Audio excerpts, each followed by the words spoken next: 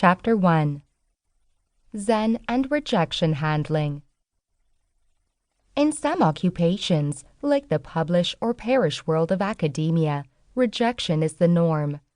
In my own field of social psychology, scientists carefully craft detailed documents defining their programs of research, several research studies over which they could have meticulously labored for 2, 3, or 4 years.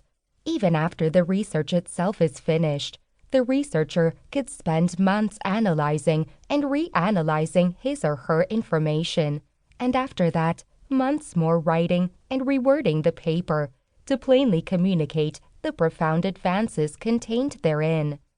In spite of all the labor, the leading research journals reject totally 9 out of 10 of the documents they get. The reviews are typically bluntly negative, noting defect after defect in the logic of the arguments and the credibility of the data supporting those arguments, and maybe observing that the research question itself is not all that critical after all. I just returned from a meeting of 4,000 social and personality psychologists from around the globe, lots of whom are young assistant professors hoping to win period, or even more youthful doctoral students intending to win a job as an assistant professor, at which time they too can start fretting about whether they will win tenure. Each of these people has huge potential, having already proved their intellectual expertise, conscientiousness, and creativity. The typical person at the conference has an IQ in the top 1 or 2% of mankind, as verified by their stellar grades and excellent scores on the GREs, or graduate level evaluations, which are a lot like the SATs, but for people who are now finishing college and dream to get a PhD. Besides evidencing high levels of intelligence, anyone accepted into a PhD program also managed to convince their professors to write letters raving about their ambition, conscientiousness, writing capabilities, intrinsic interest in psychology, and well-rounded creative luster. Ironically, being a top-level honors student all their lives has handicapped them, because their instructors have showered them with radiant feedback, though plastering gold stars, smiley deals with, and full marks all over their essays and book reports. Tons of these fantastic young researchers have very little experience managing negative feedback.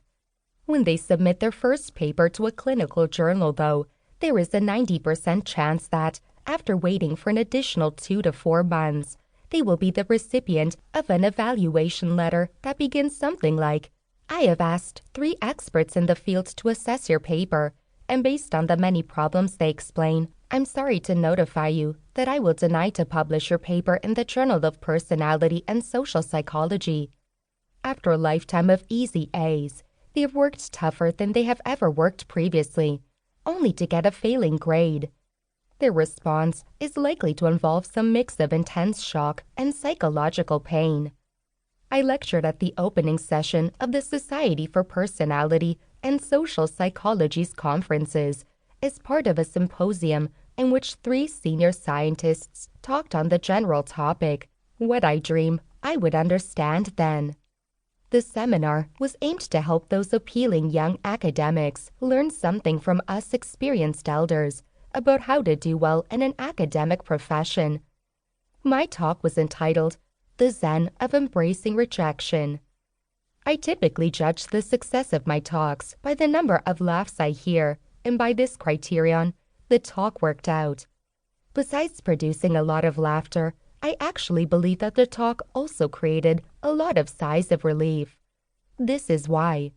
Because I let them in on a filthy little secret. The most successful people in the field have also seen more than their share of rejection letters. I tried to give these young scientists some advice that I think definitely applies to lots of other endeavors as well. Accepting failure with an open mind can usually be the fastest course to success. Several years back, when I was still a young professor, I remember a conversation between 2 of the most effective people in the field.